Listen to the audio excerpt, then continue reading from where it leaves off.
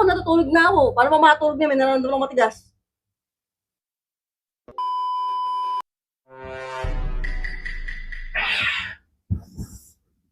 Oh.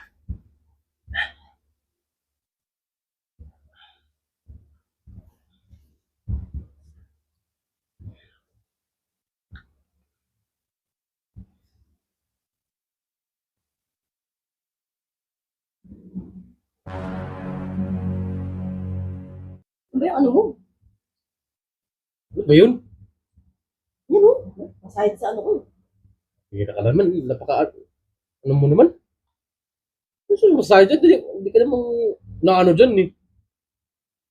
Natulog na nga ako, naantok na ako eh. Yung naano pa ganyan. Ayaw mo na yan. Ganun talaga yan.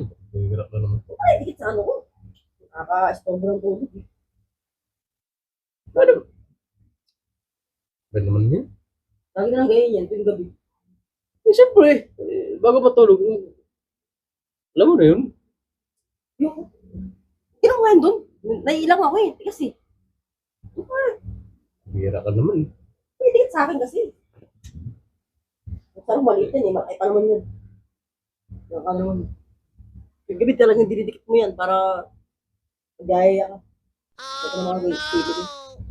Pag malambot, nakagalit ka. Pag matigas, nakagalit ka rin. Eh, naantok na nga ako. Nasadya ko pang idikit yan eh, para maano ka eh. Ano mo na yun? Eh, Eh, ayoko nga. Ganun mga yan. hira naman to eh. Dikit na higaan eh. Dikit ka pa ng dikit ng ano mo. Wala lang yung space dito oh. Kaya nga, Ito ko liit-liit ng higaan eh. Puro ka reklamo eh.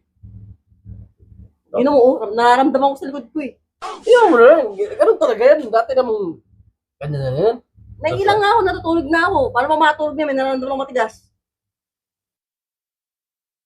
Pinapansin mo himasado eh. Gusto ko nga dun. Hira ka naman eh. Paano ka matulog yan kung ganyan ka lagi? Ano kasi yan? Ba't ang tigas niyan? Ano ba kasi matigas na yan? Ito yung dikit sa ano mo. Ano sa ano ko.